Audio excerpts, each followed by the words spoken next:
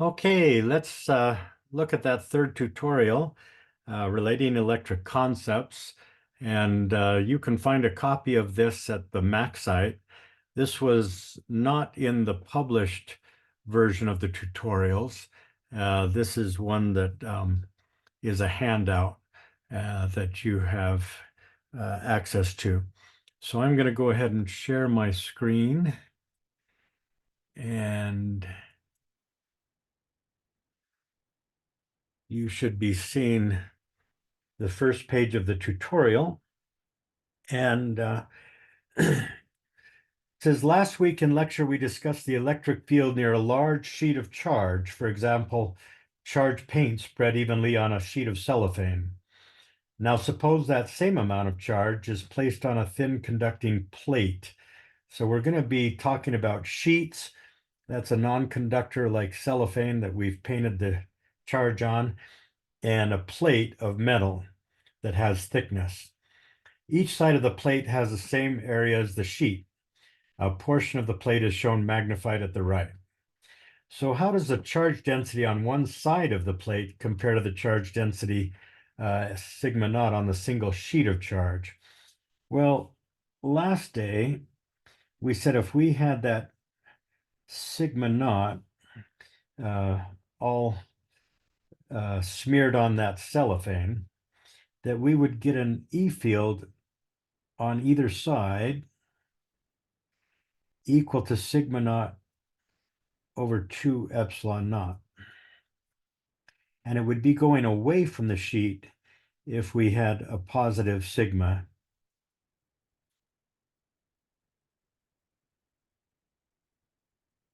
Now, that was last week. So now, if we have this plate of metal, the electrons are going to go where they're happiest. And we found from that demo of Faraday's bucket that they're happiest when the extra electrons or extra charge is on the outside. And so I'm going to get half of them going to the right and half of them going to the left. And there's no reason to choose one side over the other. And so there's no reason to believe that more than half is going to one side. And we just used a symmetry argument there. Now, if I want to find the electric field inside of this conducting slab, and we did this in lecture, at any point inside that slab, I'm going to have two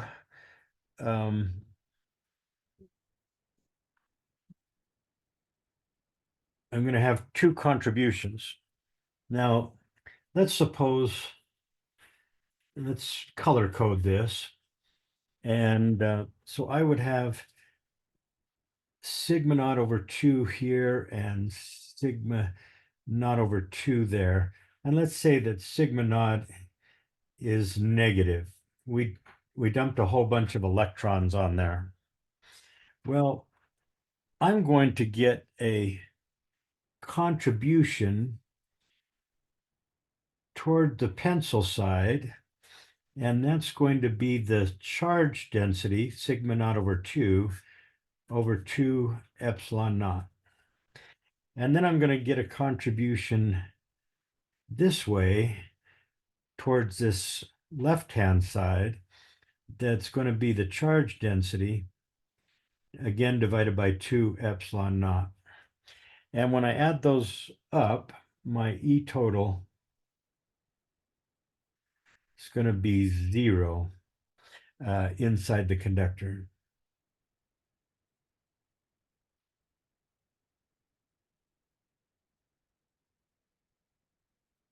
Now, we talked in class about the fact that this happens very quickly. If we're willing to wait a delta T of around 10 to the minus 17 seconds, the conductor reaches equilibrium. In other words, the electrons get to where they want to be and they stop. And so this answer of electric field zero makes sense, because if E were not zero in the conductor, the charges would still be moving.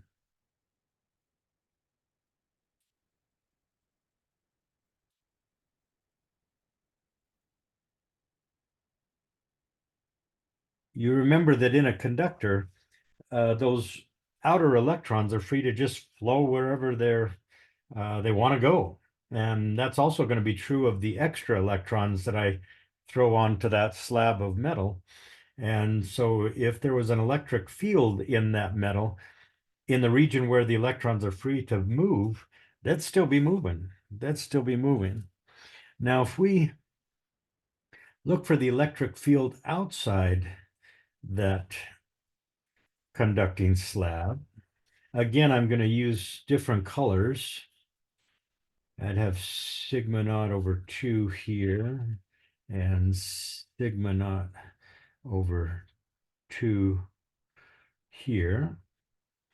Well, now my two contributions are all going to be in the same direction. Okay, again, if we assume that sigma naught is negative, I would have one contribution over here that was sigma naught over 2 epsilon naught, and one due to the left side that was the same size.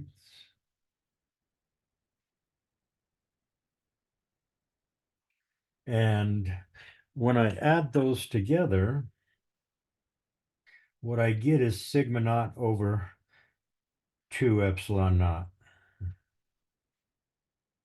And I'll just point out that that result is exactly the same thing that we had up here, except here we were talking about a positive sigma naught, so the field was away, and here we've got a negative sigma so that it's towards. And we would have exactly the same answer over here. The E field would be equal to sigma naught over 2 epsilon naught. And that makes sense because the metal doesn't matter. Field with an L is caused by charge.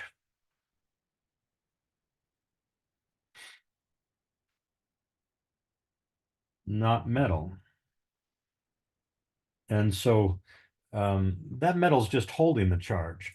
When I'm looking for the field, I need to use superposition and take into account the charge on both sides of the slab of metal.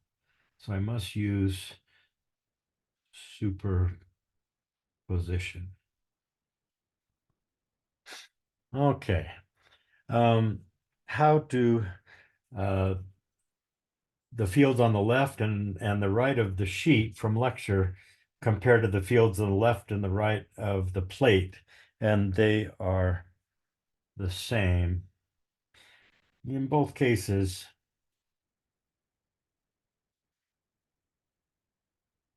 The total charge density, and we're talking about a surface charge density, is sigma naught.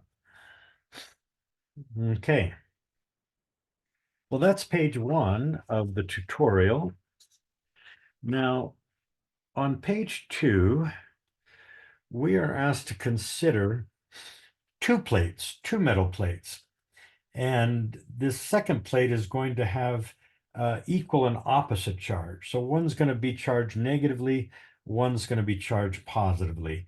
And we could do that by stealing electrons from one plate and putting it on the other plate. And these plates are large enough that we don't have to worry about fringing effects. We found that with two plates, equal and opposite charges, we had a uniform electric field between the plates.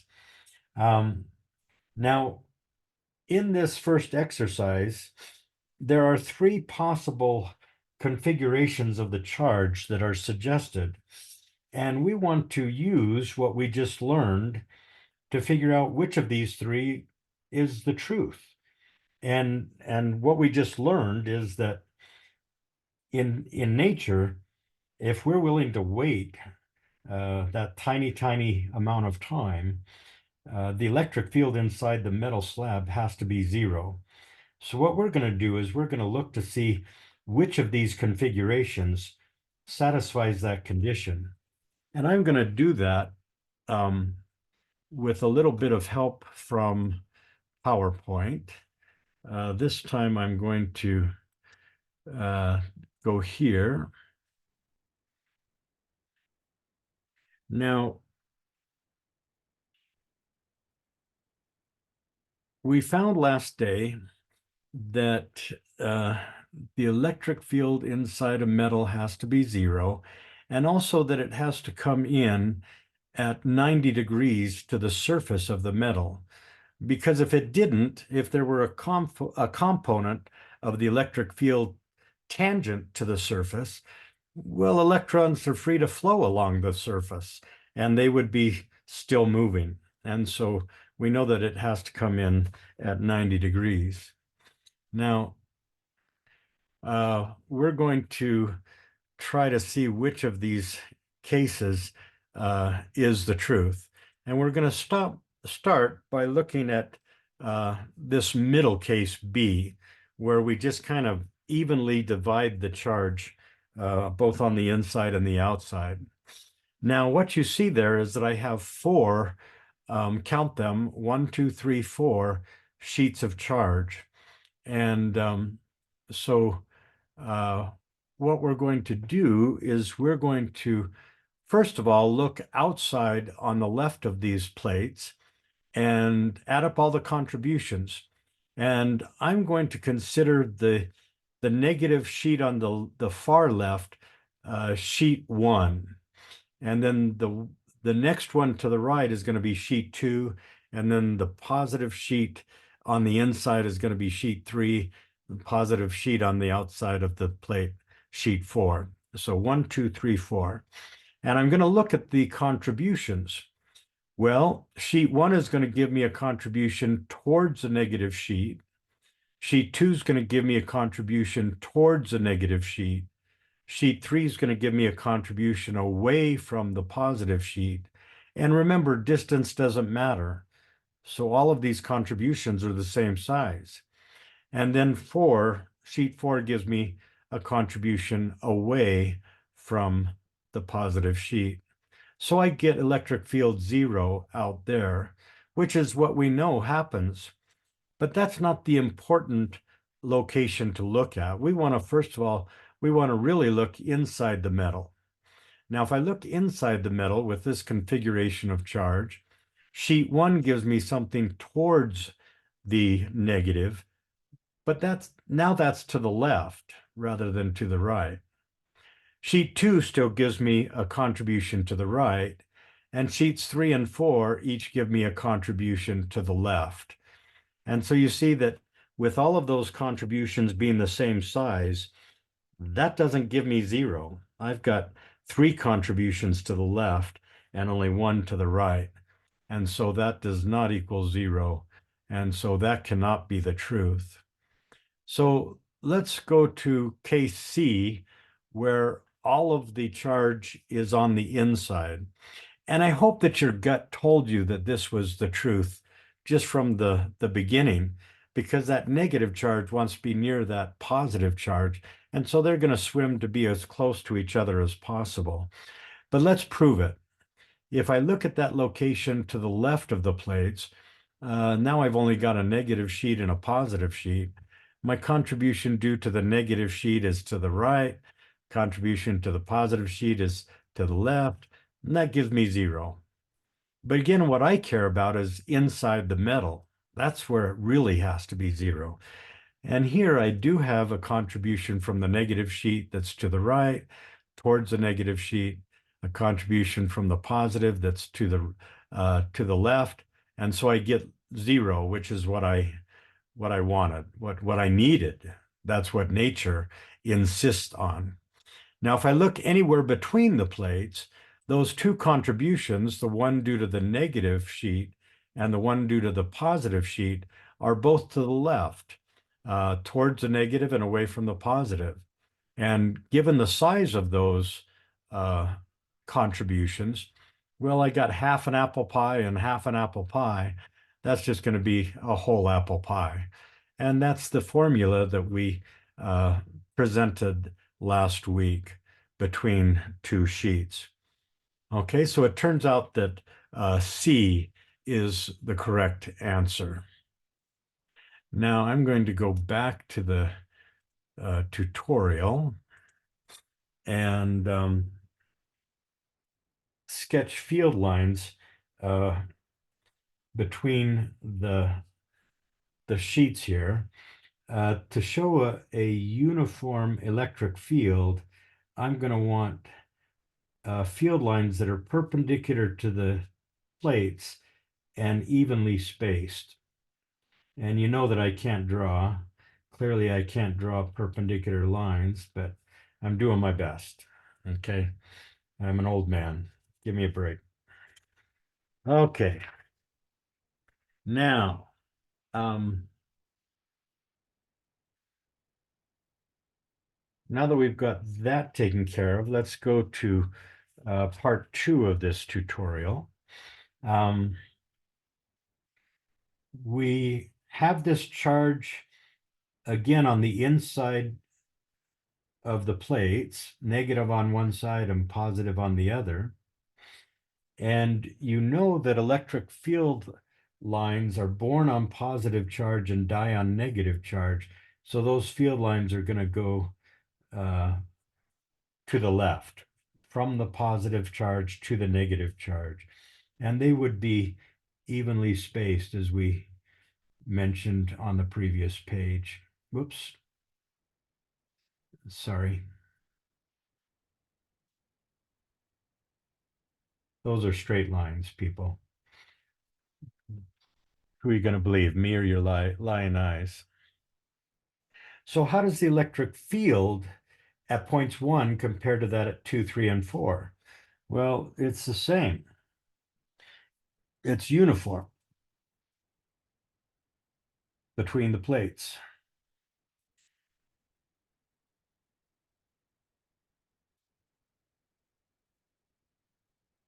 What's uniform? The electric field. Now, what about the force, the electric force exerted on a charged particle at point 1 versus those other places? Well, you remember the electric force is just equal to the electric field if the test charge is 1 coulomb. But if it's not 1 coulomb, you have to scale that by the test charge. Okay. And so if E is the same at 1 and 4, then the electric force is the same. And at 2 and 3 as well, okay, at all of the points. Now, a positively charged test particle, initially at rest at point 1, is moved by an external agent, namely your hand, so that it comes to rest at point 3. And you remember in lecture, we talked about how important it was to start from rest and end at rest. And we do that so that we're not putting any energy into or out of the kinetic energy bucket, so that all of our Verk, the external Verk, is going into storing that electric potential energy, caulking the electric spring, if you will. Okay, so if we're going from 1 to 3, well, first of all, let's use the fact that the electric force is going to be pointing to the left, and it's just going to be equal to the test charge.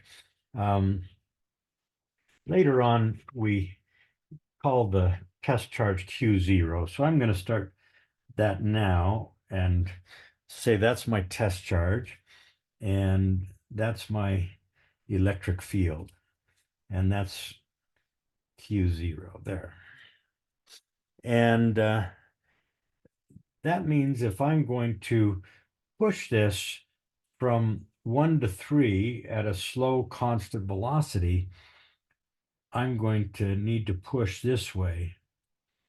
This is going to be the force by the hand, okay?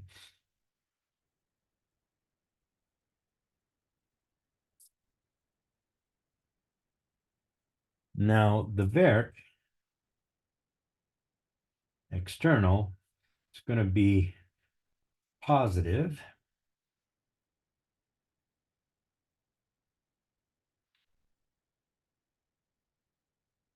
because the force external is in the same direction as the displacement.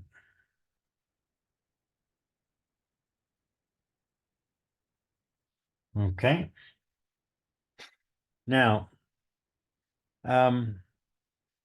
we would like to compare the work done on that particle by the external agent when it was going from 1 to 3 to the work in each of the following cases. Well, what if it's going from rest at 3 to 1? Well, in that case, the force by the plates, the electric force on the test charge, is still going to be to the left. That doesn't change. And that means if we want to move it at a slow constant velocity, we still have to push so that my net force is 0 with an external force to the right. But whereas up here, we were going from point 1 to point 3, our displacement was to the right. Well, now we're going from 3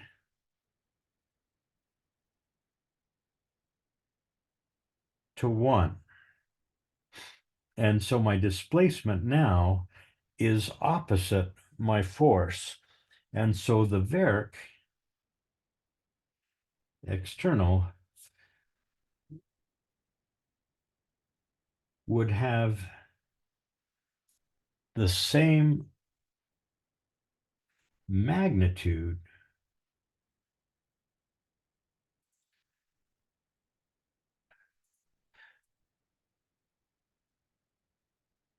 but is now negative.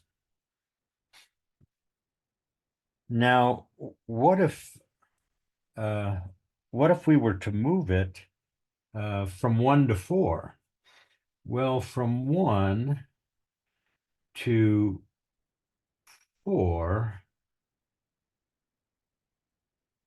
our displacement is going to be up, and our force by the hand doesn't change. It still has to fight the electric force. So it's still to the right. And because that's at 90 degrees, the Verk external is 0. And you remember what we're using there is our really awkward definition of Verk, and that was positive force times displacement when those were in the same direction, and it's negative force times displacement when those are in opposite directions, and it was 0 when those two were perpendicular to each other. And that's from Physics 105. Now, what if that test charge had twice the charge and I was moving it from 1 to 3? Well, now the force electric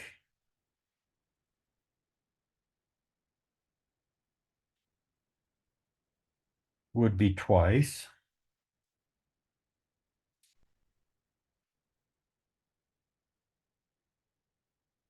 And the force by the hand, the external force, would be twice. It's fighting a field that's twice as strong.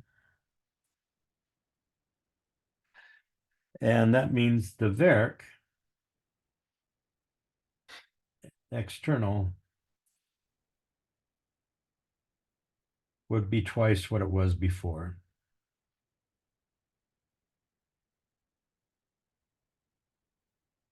Okay.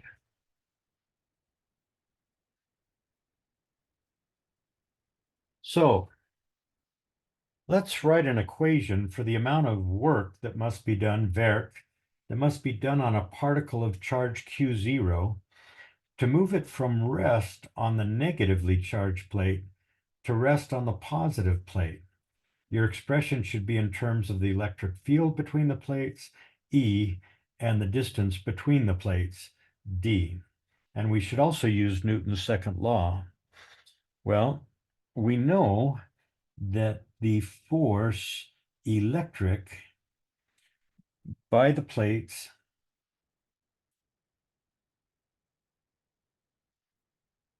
is going to be Q naught times the electric field. Okay. Again, Q naught is the test charge. Oops, sorry, the test charge. And I know that the force by the hand, the external force, has to equal that force electric by the plates.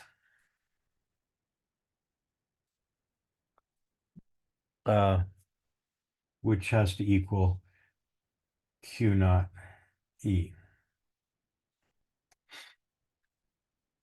And what did I just use there? Well, I used Newton's second law. And remember from 105, whenever we invoke the second law, we have to qualify it. That's with acceleration equals 0. We're moving at a slow, constant velocity. And so that means that the Verk, whoops, I'm really not doing well with the spelling here. That's Verk external. That has to equal the force. That's going to be Q naught times E times the distance. That's the distance between the plates. So that's the force. And that's the distance.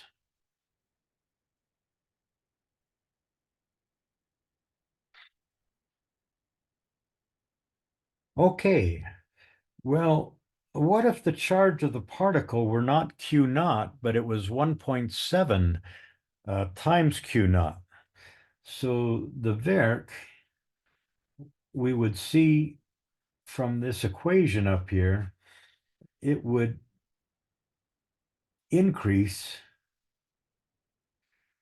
by a factor of 1.7. Okay. How would the quantity given by the work divided by the charge change? Well, the Verk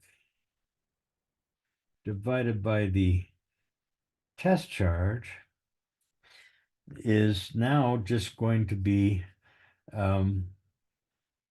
E times D.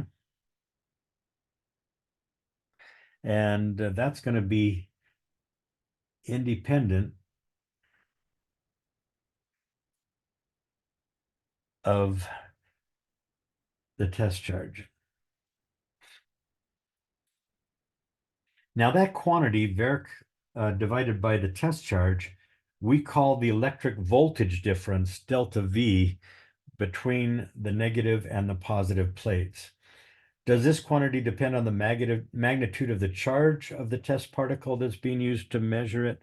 And the answer is no. Actually,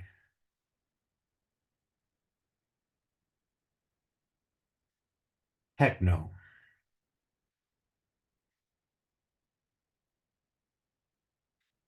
Okay. And that voltage difference from between the plates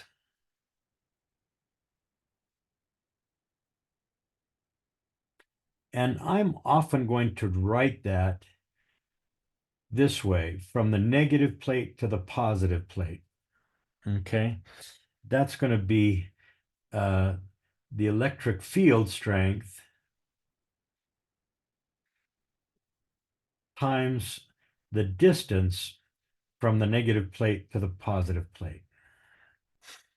Okay. Now, what about the magnitude of the voltage difference between points 1 and 4? Now, you remember, to get from point 1 to point 4, the Verk external from 1 to 4 was equal to 0. So the change in voltage from 1 to 4,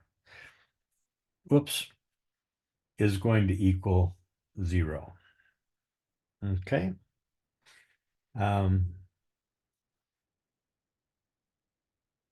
that page went quickly. We're doing okay. Now, we take those two plates and we discharge them. And you remember how we discharge metal plates. We just grab them with my hand and the charge wants to get on something bigger, which would be me. So I discharge them and then I attach the plates to terminals of a battery. And folks, this notation is going to be with us for a long time. A battery is represented by two lines, one of them short and one of them long. And those are the wires coming off of the terminals. And the long line is always going to be the positive terminal of the battery. And the short line is always going to be the negative terminal. And we're going to talk a lot about batteries and how they affect different circuits in the next part of the class. But for now, we just know that there's a chemical process inside the battery that keeps those two terminals a certain voltage apart. And in this case, we're told that the voltage between those terminals of the battery is V naught. And it stays constant. What about the voltage difference between the two plates? For example, if I had any point A and any point D, okay. Well, to talk about this, I'm going to go back to my PowerPoint and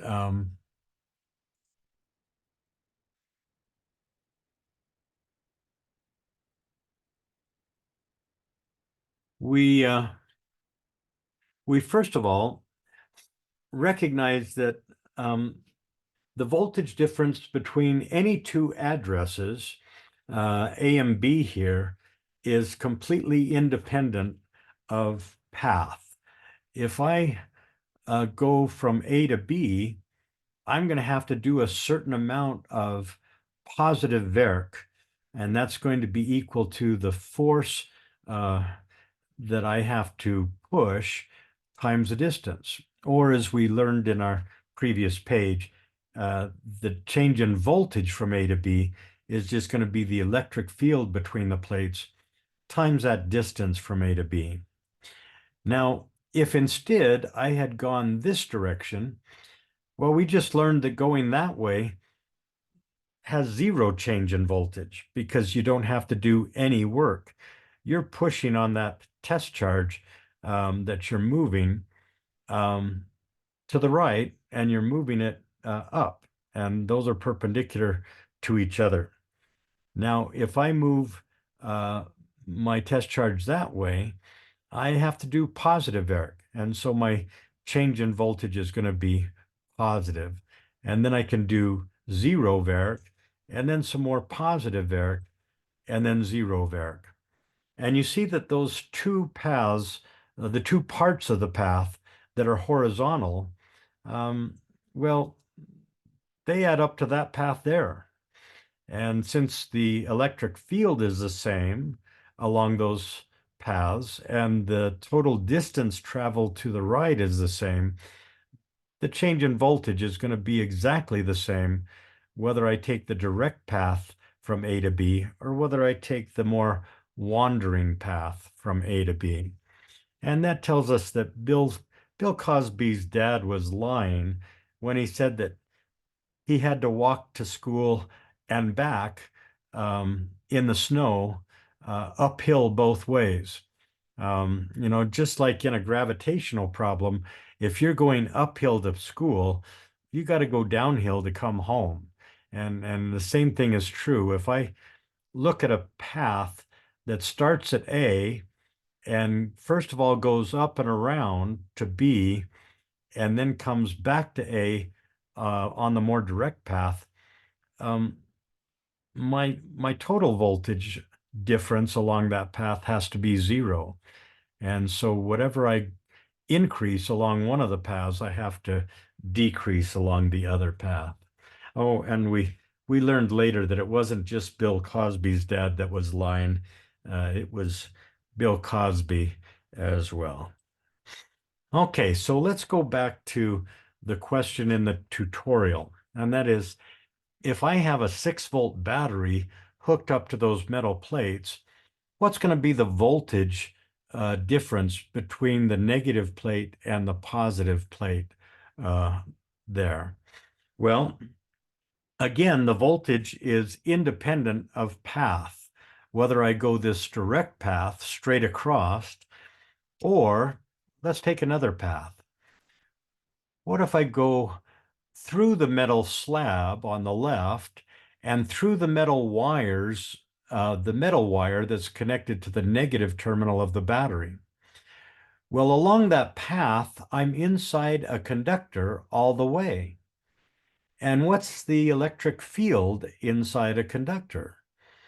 Well, it's zero when the conductor is in equilibrium, and it is. And so that means the electric force that I'm fighting inside that metal is zero. If I don't have to fight a field, then I don't have to do any Verc. And so it costs me no Verc to get to that negative terminal. Now, to get a coulomb of charge from the negative terminal of that battery to the positive terminal of the battery, I'm going to have to do a certain amount of Verc. And that amount of Verc that I'm going to have to do is going to be 6 joules for each unit of charge, for each 1 coulomb. That's what 6 volts means. 6 joules for each coulomb. That's literally what a volt is a joule for each coulomb. And then I'm back in the metal wire and back in the metal slab where I don't have anything to fight, and so I don't have to do any Verc. And so that means the total change in voltage along this convoluted path is 6 volts. And that means that the more direct path from the negative plate to the positive plate would also be 6 volts. And the plates are 6 volts apart. Well, that's what the job of the battery is to hold those plates at 6 volts from each other. Now I'm going to go back to our tutorial and finish this up. We are almost done. Okay, so again, if I put point B here and point C here, then I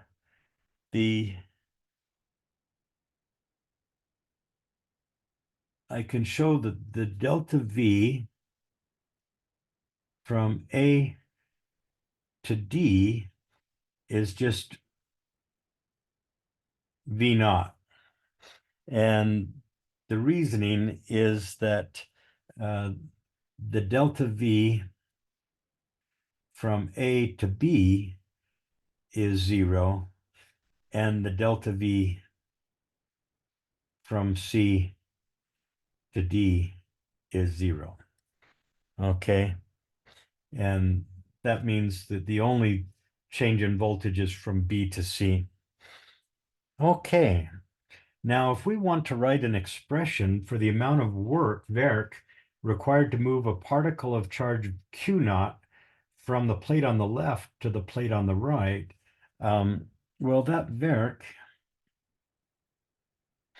is just going to be equal to Q naught times V naught. Now, how did I get that? Well, remember our definition of voltage. Let me put that over here. The change in electric potential energy going from the negative plate to the positive plate is just equal to the test charge, Q naught, times a change in voltage from the negative plate to the positive plate. And we said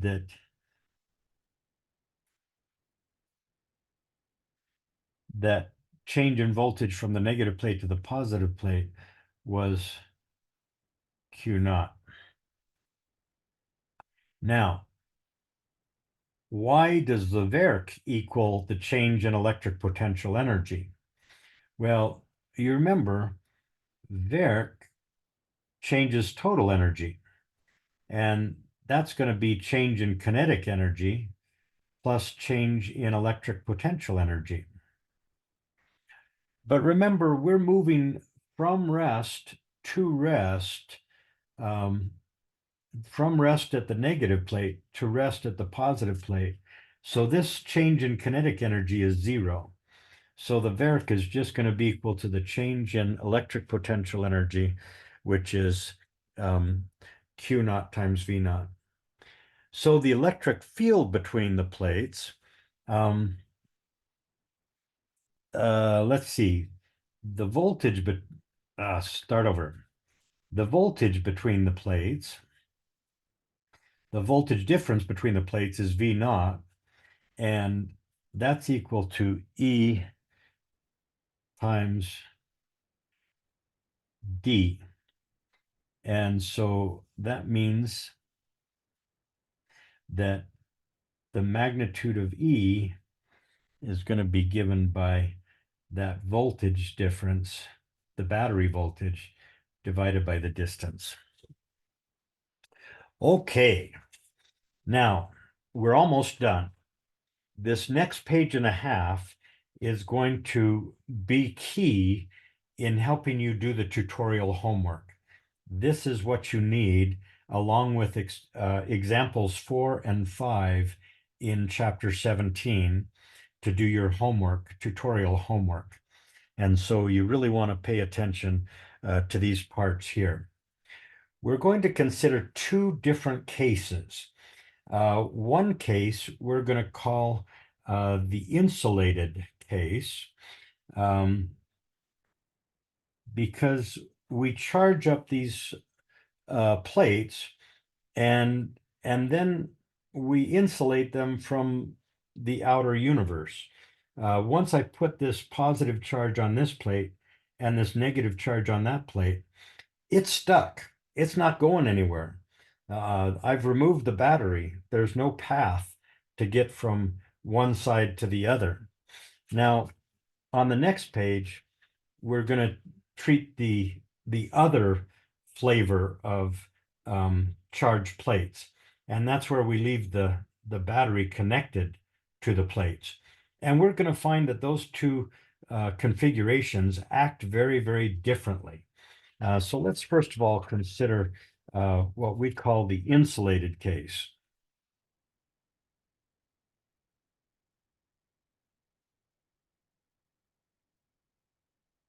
Okay. Now, the inner surface of one plate has a charge density of positive sigma naught, the other one negative sigma naught. The charge density on the outer surface of each plate is 0. We found that on the second page of the tutorial. Imagine that the left plate is moved toward the left.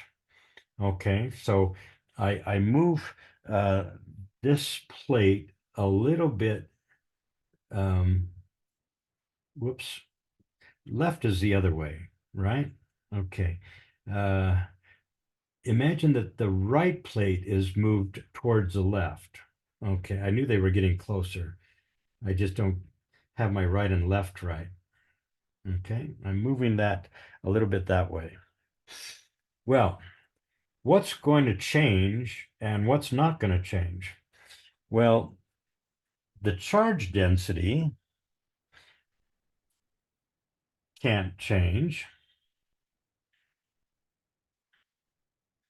There's no path for it to leave.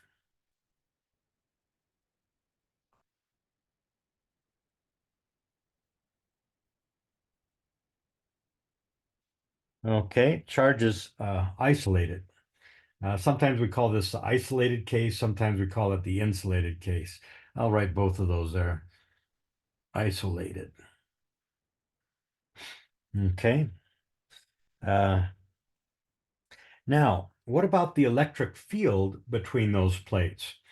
Well, we found that the electric field between the plates was given by the charge density divided by epsilon naught, where epsilon naught, remember, was just a number. It was just 8.85 times 10 to the minus 12 Coulomb squared over Newton meter squared. That's just a number. And so if sigma, the charge density, can't change, so if sigma naught does not change,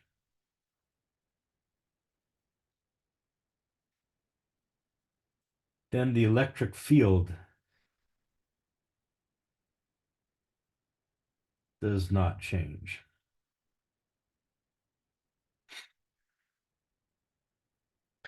Now, what about the voltage difference between the plates? Well, remember the voltage difference from the negative plate to the positive plate is equal to the electric field strength between those times the distance between the negative plate and the positive plate. Well, if I move the right plate to the left, please ignore this scribble here. We're moving the right plate to the left. That means D is getting smaller. And we found that the electric field stays the same, but now my distance from the negative plate to the positive plate just got smaller.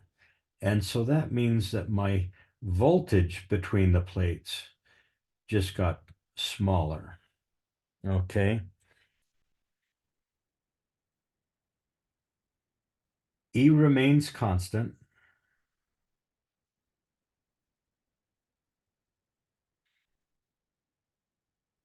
And D gets smaller.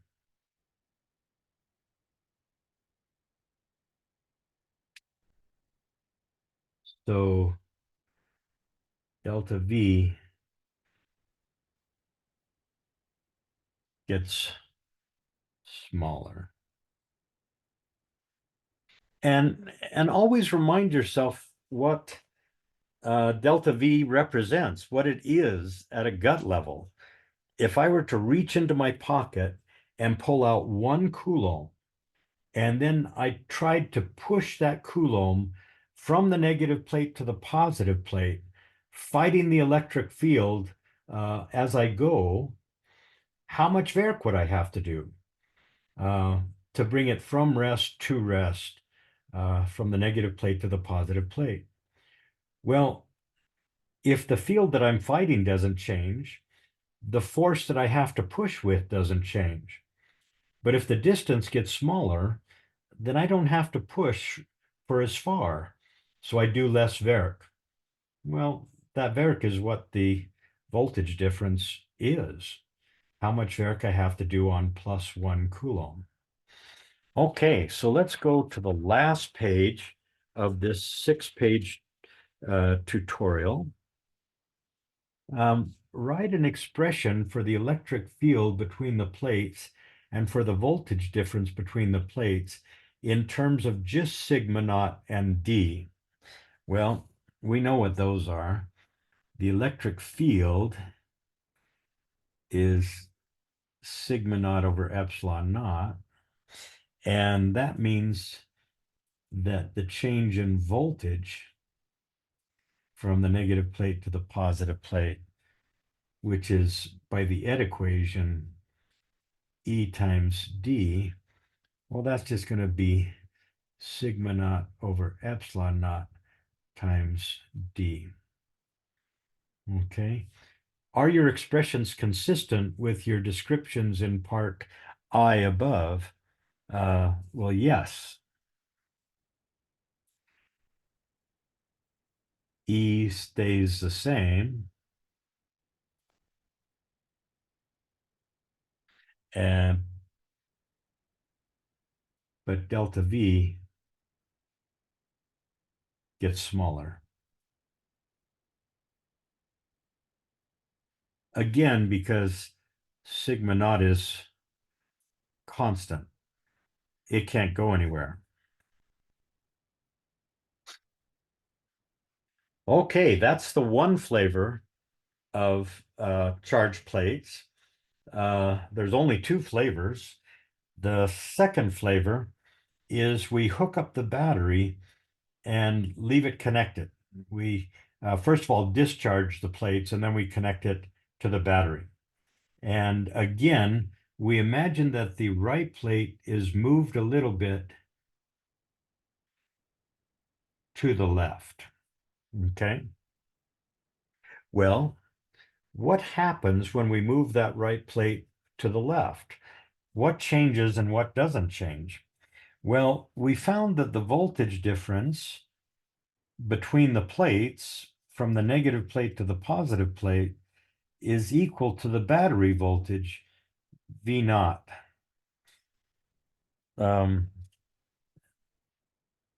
That's fixed by the battery.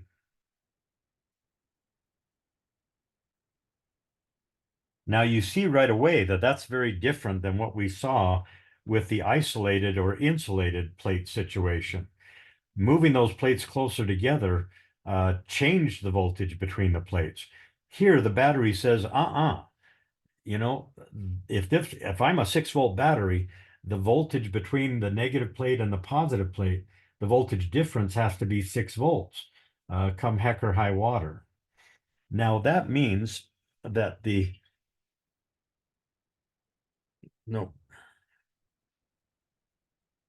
that means that the electric field has to change. Okay, if I look at that ED equation, the voltage from the negative plate to the positive plate is going to equal the electric field strength times the distance from the negative plate to the positive plate. Well, now it's not the electric field strength that stays the same, but the voltage that stays the same. And so that means that if the E field, I'm sorry, if the distance gets smaller, the electric field strength has to get bigger. Okay. Now, the electric field outside the plates is still going to be 0. Okay.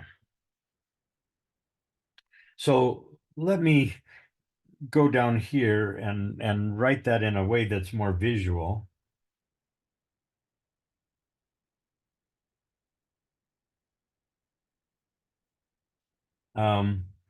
Since this voltage from the negative plate to the positive plate has to stay the same size, while the distance from the negative plate to the positive plate gets smaller,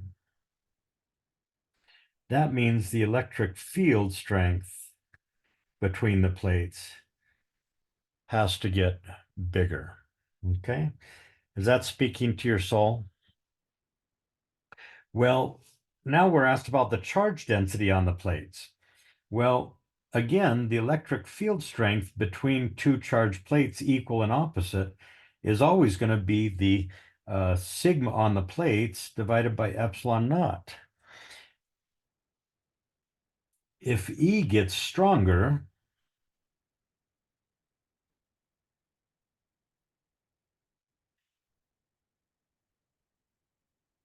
the sigma must also.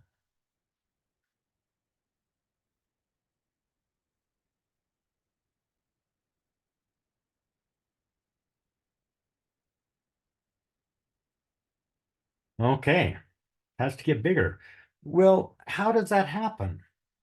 Well, the battery has to keep the electric field. I'm sorry, let me start over. The battery has to keep the voltage between the plates 6 volts if it's a 6-volt battery. And we just saw that if the distance between the plates gets smaller, E's got to get stronger. If the distance between the plates gets bigger, E has to get weaker. Okay. Well, how does the battery do that? Well, it does it by moving charge. If I want my sigma to go from a negative sigma naught and a positive sigma naught like this, if I want it to just, if I want that sigma to get much bigger,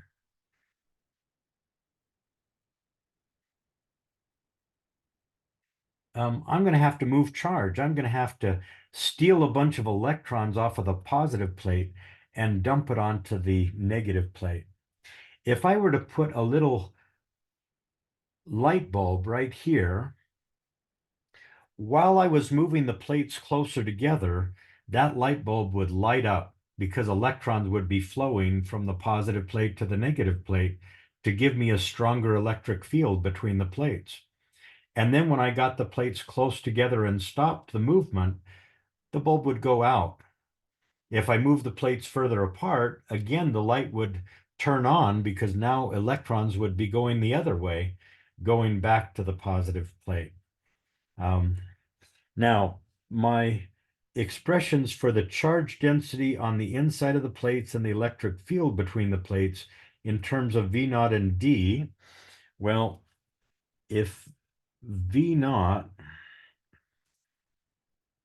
is equal to E times D, oh, we're going to do it times the new distance between the plates, then that electric field strength is just going to equal my battery voltage divided by V. And if the electric field strength is equal to sigma naught over epsilon naught, my sigma naught is going to equal my epsilon naught times my electric field strength, which was V naught battery voltage over D. And so sure enough, these are consistent because both the electric field strength and the charge density get bigger as D gets smaller. Off the page. Okay, so these are my expressions. And those are consistent because both the E field and sigma naught get bigger as D gets smaller. Okay.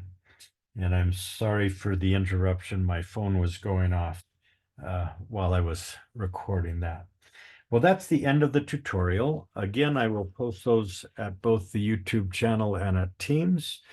And I hope that you're all doing well. Let me stop the recording.